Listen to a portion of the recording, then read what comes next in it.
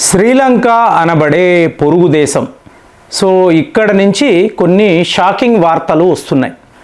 అంటే ప్రస్తుతము ఉండే లోకల్ గవర్నమెంట్ ఈ నాయకులు శ్రీలంకను భారత్తో కలిపేద్దాము అని అనుకుంటున్నారా? అంటే భారత్ యొక్క 29వ రాష్ట్రముగా శ్రీలంక ఆవిర్భవించబోతుందా? చూడండి ఎలా ఉందో. అంటే మీరు బిగినింగ్ నుంచి మీరు బ్రిటిష్ ప్రభుత్వం నుంచి కూడా చూసారు అనుకోండి, బ్రిటిష్ ఇండియా ఆ టైం నుంచి కూడా భారత్ శ్రీలంక రిలేషన్షిప్స్ అని అన్నారనుకోండి, తేడానే, ఎప్పుడూ తేడానే. అంటే ఇది కామన్ అండి. ఒక పెద్ద దేశము, దాని చుట్టూర్త చిన్న చిన్న దేశాలు, పొరుగు దేశాలు, వీళ్ళకి ఎప్పుడు కూడా ఈ భయం ఉంటుంది.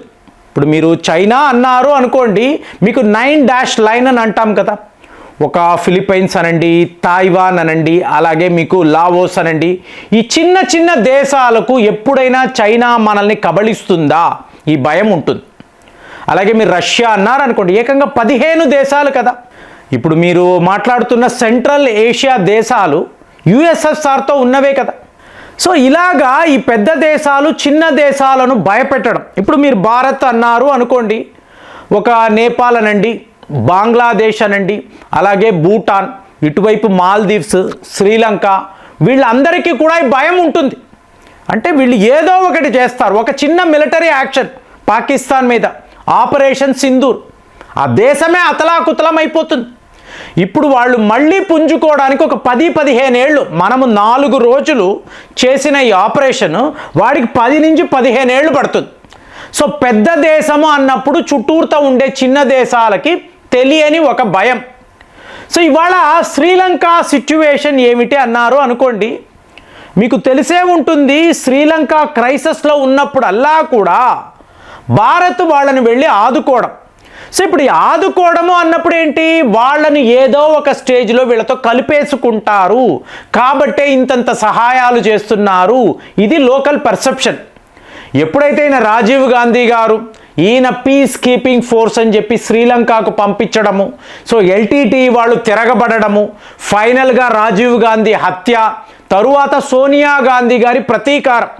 అంటే భారత్లో కూర్చొని మన్మోహన్ సింగ్ ప్రభుత్వము ఎల్టీటీ వాళ్ళు ఎక్కడెక్కడ ఉన్నారు, ఎంతమంది ఉన్నారు, ఎక్కడ దాక్కున్నారు, వాళ్ళ లొకేషన్స్, వాళ్ళ వద్ద ఉండే ఆయుధాలు, ఈ డేటా అంతా శ్రీలంక ఆర్మీకి ఇవ్వడంతోనే మీకు ఈ యుద్ధములో ఎల్టీటీ అనబడే ఈ సంస్థ పూర్తిగా మీకు డెస్ట్రాయ్ అయిపోయింది.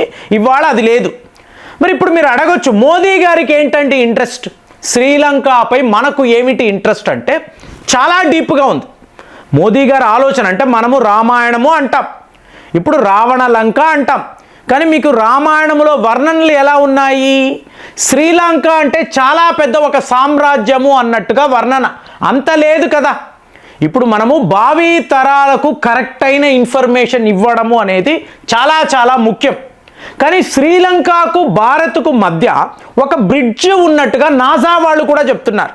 మరి అదే శ్రీలంక రామాయణములో చెప్తున్న శ్రీలంక ఇదేనా, లేదా దానికి చుట్టుపక్కల మీకు కొన్ని దీవులు ఉండేవి, ఇవన్నీ కూడా కలిసి ఉండేవి కాబట్టి శ్రీలంక చాలా పెద్దగా ఉండేది?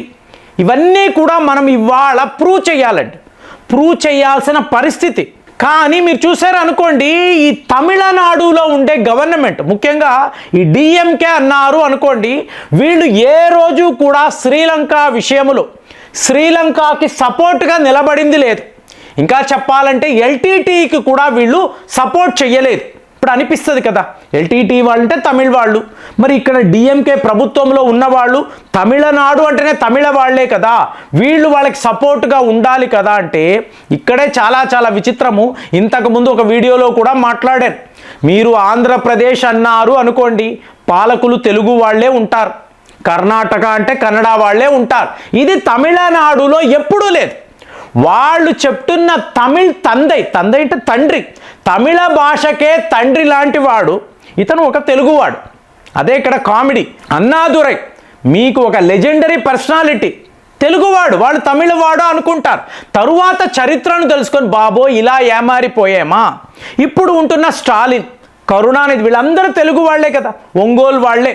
మరి ఎంజీఆర్ అంటారు, ఎంజీఆర్ అంటే వాళ్ళకు గొప్ప నాయకుడు, ఇతను ఒక మలయాళి. ఇప్పుడు నాకు తెలిసి చిన్నప్పుడు చూడండి ఎంఆర్ రాధా అని ఒక నటుడు ఉండేవాడు. సో అతనికి ఎంజీఆర్ మీద కోపం వచ్చి ఇవాళ ఒక మలయాళీ పోయాడు రా అని చెప్పి తుపాకీ తీసుకొని నేరుగా ఎంజీఆర్ ఇంటికి వెళ్ళి మీకు ఇష్టానుసారం కాల్చేశాడు.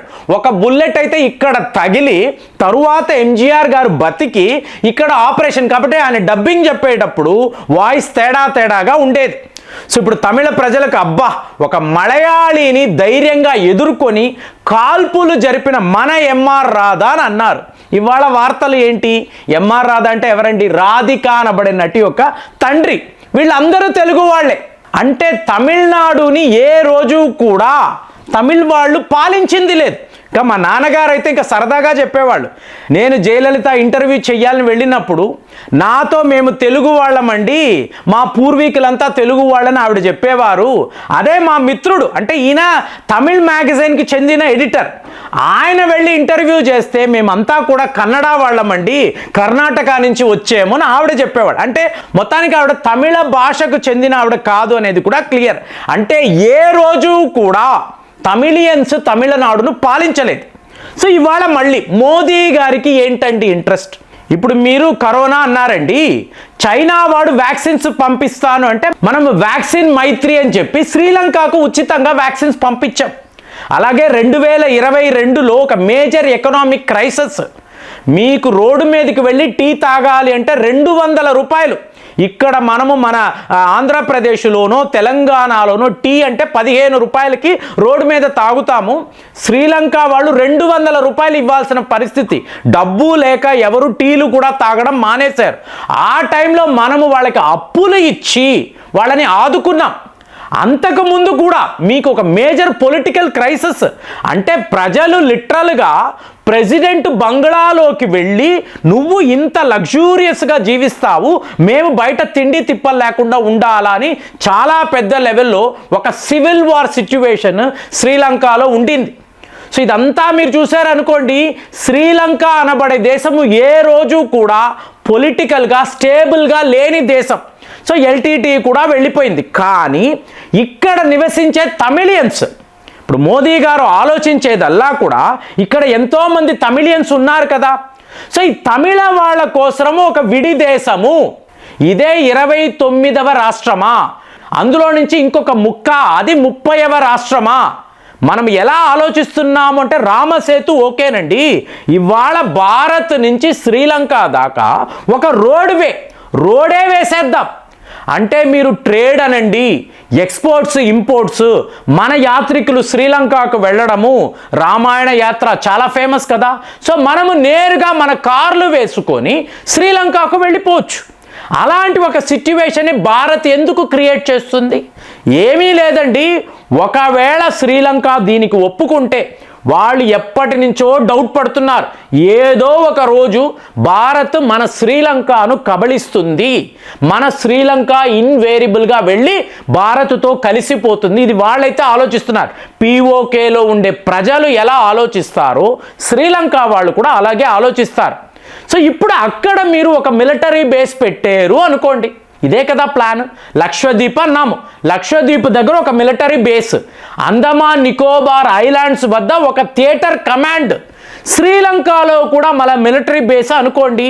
భూటాన్ లాగే, భూటాన్లో భారత్ యొక్క మిలిటరీ ఉంటుంది. అంటే చైనాను కట్టడి చేయడానికి ఒక మేజర్ స్ట్రాటజీ మోదీ ఇవాళ వర్కౌట్ చేస్తున్నారా? కాబట్టే శ్రీలంకను లిటరల్గా కొనేయడమే. అప్పులు ఇచ్చాము కదా, సో ఆ అప్పులకి ఈ ప్రాంతం అంతా కూడా భారత్తో కలిపేసేయి అంటే మొన్న ఒక వీడియోలో మాట్లాడాను, మన బార్డర్స్ ఎలా ఎక్స్పాండ్ అవుతున్నాయి అని. ఆ లెక్కన శ్రీలంక దాకా కూడా భారత్ యొక్క సరిహద్దులు ఎక్స్పాండ్ అవుతాయా? ఇవాళ యుద్ధ నిపుణులు మాట్లాడే విషయము. మరి ఇదే మోదీ మైండ్లో ఉందా?